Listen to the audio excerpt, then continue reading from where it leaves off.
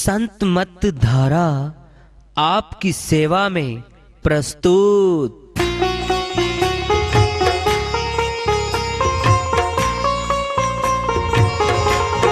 जो चाहता है प्रभु प्यारा वो आओ संत मत धारा।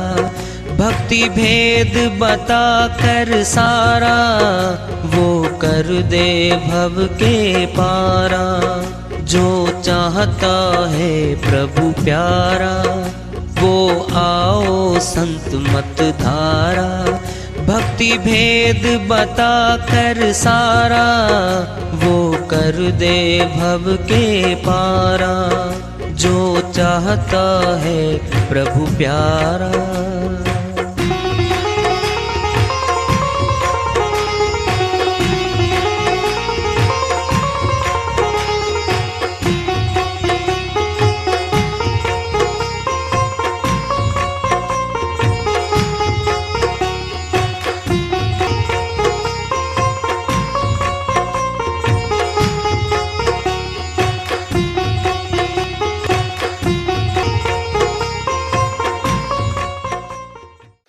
परम पूज्य सदैव स्मरणीय सदगुरु साहिब की जय हो।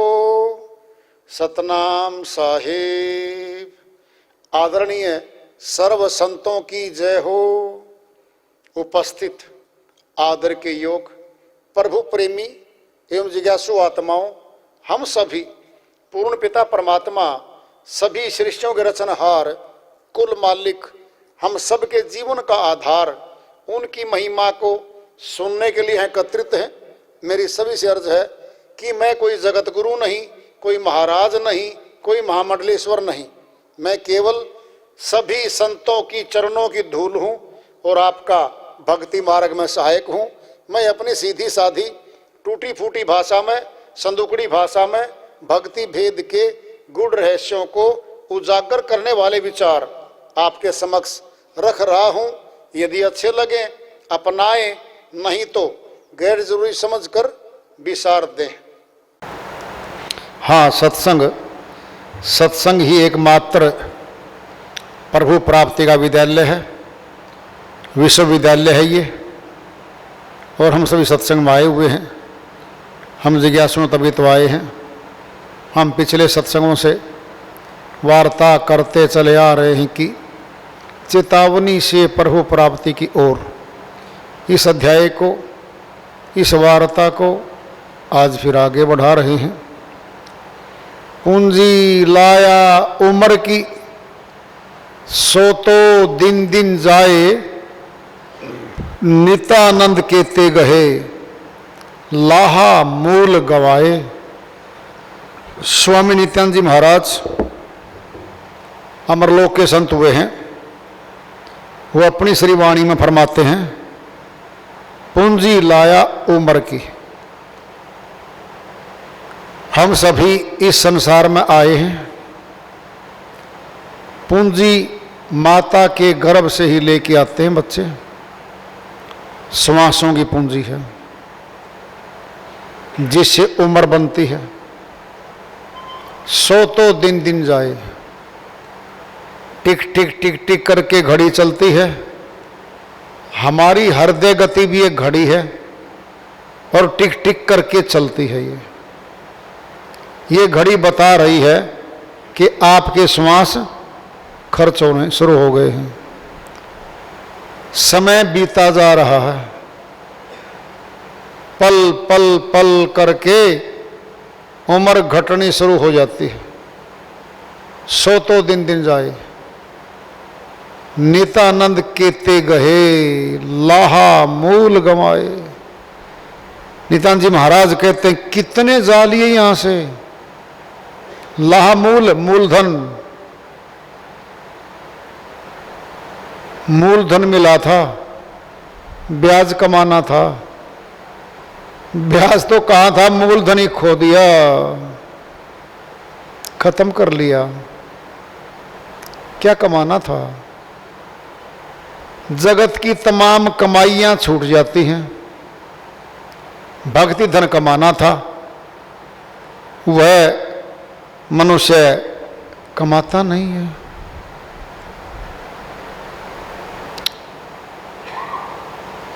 यह संसार जो लुभावना सा, प्यारा सा, अपना सा दिखता है, यह काल और माया का पसारा है। इस संसार में चारों ओर मौत हो रही है, इसीलिए इसका नाम मृत्यु लोक रखा गया है। मन और माया ने बड़ी चतुराई से यहाँ जाल फैलाया, सुरतियों को, आत्माओं को फंसाया। आत्मा परमात्मा को भूल बैठी, इसी कारण से ये अपना खोज रही है। कहाँ खोजेगी? सर्वप्रथम तो मनुष्यों में रहती है, मनुष्यों में खोजेगी मेरा कौन है। माता पिता के यहाँ आती है, माता पिता को अपना मानती है। शरीर बड़ा होता रहता है, शादी हो जाती है, माँ बाप शादी कर देते हैं, फिर पति पत्नी अपने, फिर बच्चे पैदा होते, फिर बच्चे अपने, फिर आगे और बड़े हो गए, फिर पोता पोती अपने। और सचमुच में इसका अपना उनमें कोई नहीं था। ढूंढ रही है। जो व्यक्ति इसके साथ विचारों से टकराव पैदा करता है, वही इसके प्रतिकूल लगता है इसको। जो इसकी नहीं मानता, ये दुखी होती है आत्मा, फिर सोचती मेरा नहीं है ये आदमी। फिर वो तो पिता भी हो सकता है, वो तो माता भी हो सकती है, वो तो पति भी हो सकता है, पत्नी भी हो सकती है, बच्चे भी हो सकते हैं। तो ढूंढेगी ना बारी बारी,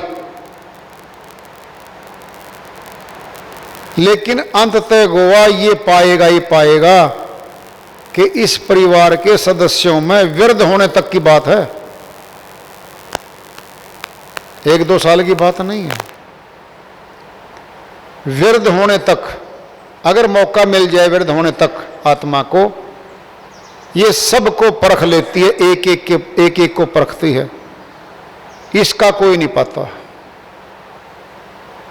फिर दुखी होती है, फिर सोचती है कि फिर मेरा कौन है। फिर मौत आ जाती है।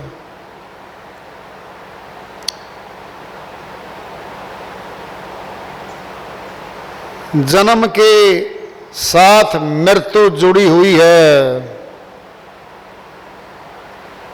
मिलन के साथ वियोग जुड़ा हुआ है, बिछोड़ा होगा। अमीरी के बाद गरीबी आती है, स्वर्ग के बाद नरक भी आता है। ये अनंत श्रृंखला में जीव आत्मा लगातार बही जा रही है, दुखों में सनी पड़ी है। नाना प्रकार के दुख इसको तो। सुख केवल मात्र परमात्मा से मिलना था, परमात्मा के अलावा कहीं सुख का स्रोत था ही नहीं। सुख ढूंढती रही परिवारों में, जमीनों में, जायदादों में, मकानों में, ऊंचे पदों में सुख ढूंढती रही, वहां सुख था ही नहीं, क्षणिक था। 10 महीने का, 2 साल का, 5 वर्ष का, वहां सुख था ही नहीं। जहां सुख की खान है वह तो परमात्मा है। परमात्मा को भूलकर काल और माया के देश में यह परदेशियों की तरह भटक रही आत्मा। जब प्रदेश में हम जाते हैं, तुलना कर लो, जहां हमें कोई नहीं जानता,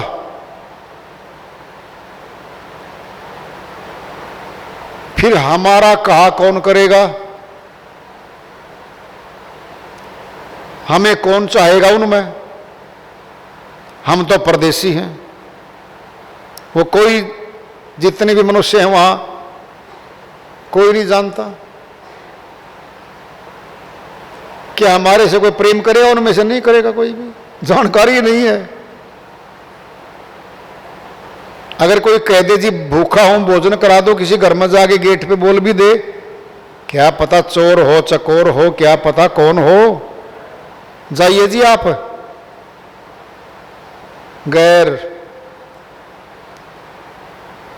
ये ऐसे आई है यहां पर, ये गैरों का देश है। अपना तो केवल परमात्मा इसका, उसको भूल बैठी, मोह माया के बहुत बड़े जाल में फंसी है, रोती रहती है। कभी धन नहीं आया, कमाई नहीं हो पाई तो रोना। कोई परिवार में बिछुड़ता है, कोई परिवार का आदमी तो रोना, कई महीने रोएगी। फिर कोई बीमारी आ गई तो रोएगी, कोई रिश्तेदारी में गुजर गया तो रोएगी।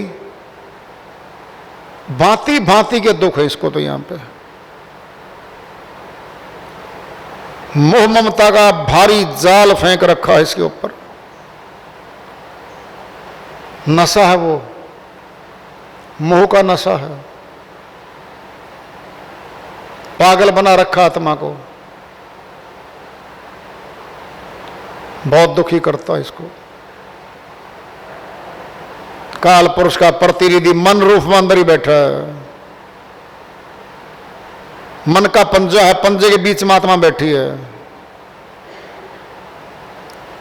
5 विकार, काम, क्रोध, लोभ, मोह, अहंकार, 5 शक्तिशाली हैं, 5 सूक्ष्म हैं, मन का पंजा है, बीच में आत्मा बैठी है। हर रोज पीड़ा देते हैं इसको। ऐसे देश में आकर के सुख दूर तक भी नहीं मिलता,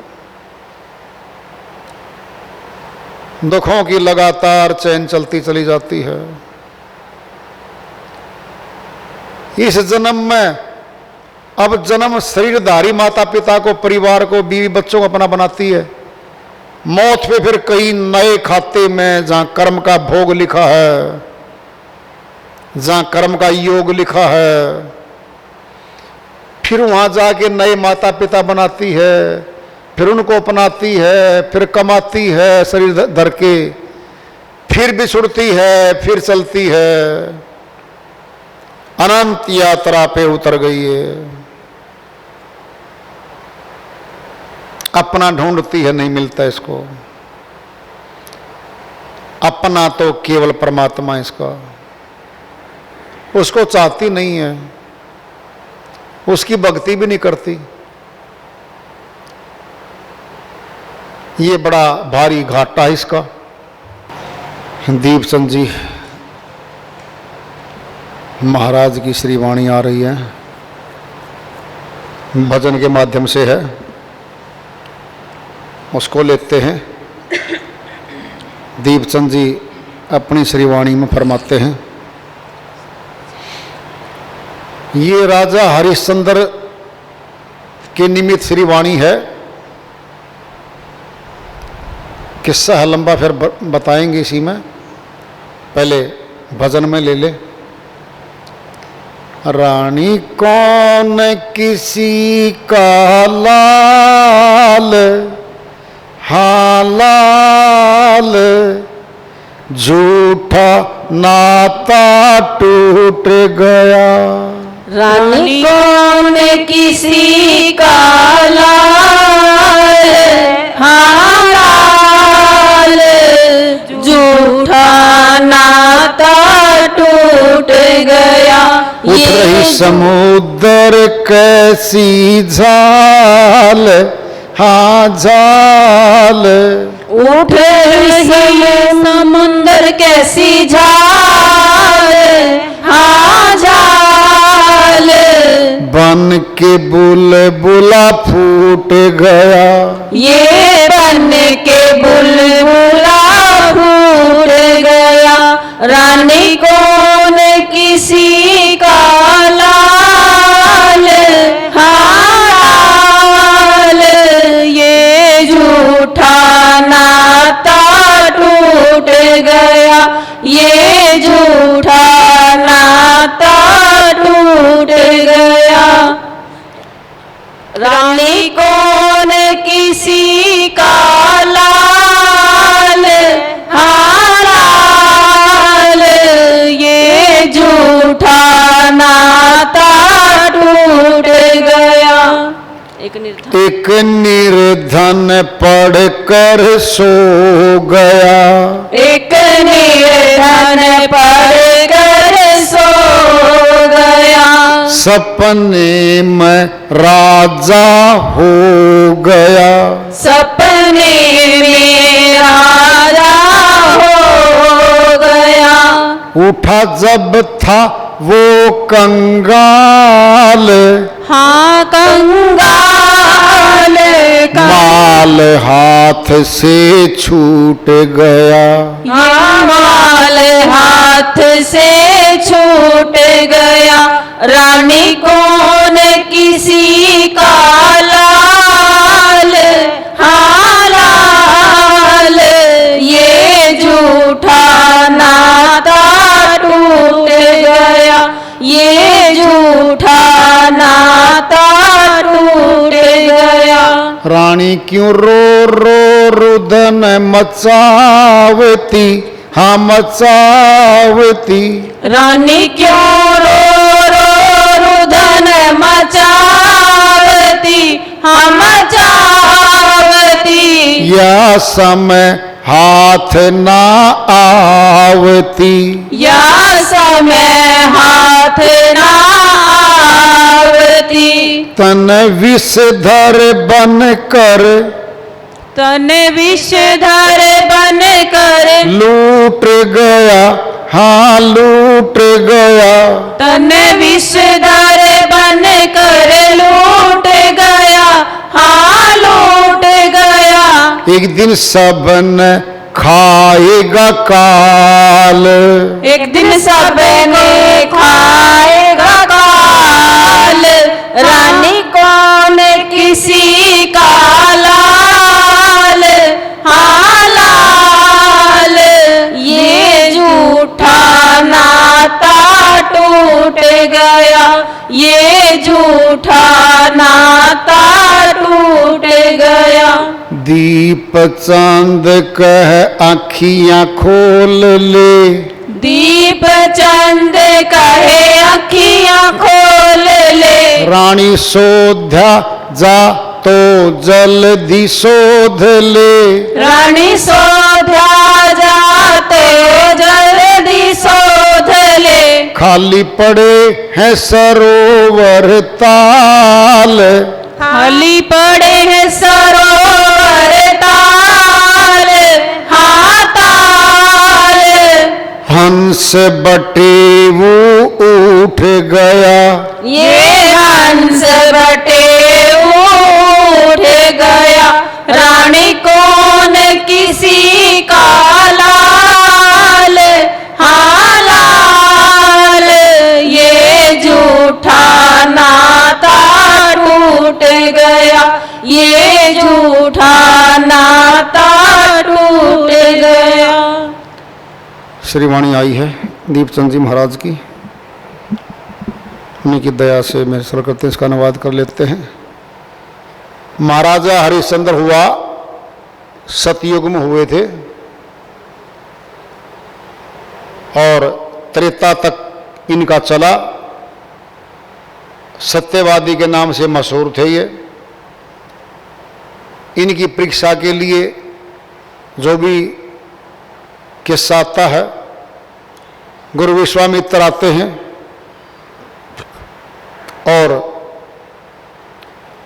महाराजा हरिश्चंद्र जी मान सम्मान करते हैं, आदर सत्कार करते हैं, आओ भगत करते हैं, आओ जी बैठो। ब्राह्मण का वेश धारण करके आए थे, तो आओ जी ब्राह्मण जी, मैं क्या सेवा करूं आपकी?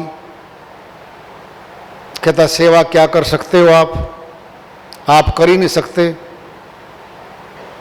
जी मैं सेवा करूंगा, जो कहोगे वो करूंगा। जब कहा ना जो कहोगे वो करूंगा, कहता आजकल क्षत्रिय कुछ बिगड़ से गए हैं, जबान के पक्के नहीं हैं, वचन भर ले, जो कहूंगा वो करोगे। वचन भर ले भाई, बात तो कुछ अलग टाइप की है। वचन भर ले तब कहूंगा करने को। कहता जी वचन भर लिया। अब वचन भर लिया तो भाई उसने तो मांग कर दी, हे राजा ये राज्य मुझे दे दे। अब देख रहा है ये बड़ी भारी परीक्षा शुरू हो गई, क्या राज्य मांग रहा है ये तो। कहता जी ठीक है, मैं जुबान का पक्का हूं, मैं राज्य दे देता हूं। फिर दक्षिणा में क्या दोगे? गले में राजा के तो रानी के तो हर समय जेवरात डले होते हैं। उतार के बोले जी ये दे देंगे, ये राजकोष के हैं, ये आपके नहीं हैं, आपकी वस्तु दो। यहां से शुरू होती है बात। फिर राज्य सौंप दिया, पति पत्नी पुत्र रहा रोहित, तीनों जाके काशीपुरी में जाके बिकने के लिए आवाजें लगवा दी, मुनादी करवा दी शहर में कि जो पैसे मिलेंगे, मोहर मिलेंगी, इससे वो हम दक्षिणा दे देंगे। 100 मोहर थी या 100 जो भी थी, जैसा आता है। 75 में टके में कुछ ऐसी थी बात। कालू डोम ने खरीद लिया राजा हरिश्चंद्र जी को, और 20 रुपये में एक ब्राह्मण ने खरीद लिया रानी को, और 5 रुपये में भी उसी ने खरीद लिया बच्चे को। और 100 रुपये दक्षिणा में दे दिए, 100 टके थे या 100 जो भी थी, असरफियाँ थी या 100 मोहरें थी, जो भी थी वो दे दी। अब रानी तो नौकरी करती है वहाँ जाके, ब्राह्मण के पुत्र भी वहीं, और वो कालू डोम जो था काशीपुरी का बड़ा सेठ था। वो क्या था? शमशान घाट उसी के अंडर में था, महसूल लेता था, कर टैक्स लेता था। वो जो भी वहाँ मुर्दे को दाह संस्कार करने आता उसे टैक्स लेता था, फीस लेता था वो। तो वहाँ ड्यूटी लगा दी राजा हरिश्चंद्र की, किसी से भी नहीं छोड़ना, किसी को माफ नहीं करना है, सबसे टैक्स लेना है। जो भी यहाँ क्रियाक्रम करने आएगा, मुर्दा लेके आएगा, लेना भाई। तो ड्यूटी चलती रही, करते रहे। अब विष्णु लोक से भी इसकी बात जुड़ी हुई है। किस्सा ये भी आता है विष्णु जी महाराज ने भेजा था विश्वामित्र को। किस्सा ये भी आता है कि विष्णु जी महाराज खुद ब्राह्मण वेश में आए थे। अलग अलग किस्से हैं, बात सार वस्तु पे आते हैं हम। विष्णु जी महाराज बोले भाई इसकी तो और सख्त परीक्षा लो, ये तो पास हो रहा है, ये तो बिल्कुल सत्य पे अटल है, मोह में कहीं ना कहीं टूटेगा ये। जो पुत्र रोहित था ब्राह्मण के यहाँ था, उसकी ड्यूटी थी हर रोज बाग में जाके फूल तोड़ के लेके आता था, और वो फूल ब्राह्मण देव पे चढ़ाता था, मालाएं बनाता था, उसका काम लेता था। तो उस दिन गया, रोहित को सर्प ने डस लिया, नीला शरीर हो गया, वह गुजर गया। तो नौकरानी थी वहां, तो अब रानी तो नहीं थी, पुत्र को लेके चलती है वो। शमशान घाट के पास ही श्री गंगा, आज भी श्री गंगा है, श्री गंगा जी के घाट पर ही वो शमशान घाट है। नाम भी है राजा हरिश्चंद्र घाट, जहाँ ड्यूटी थी उसकी।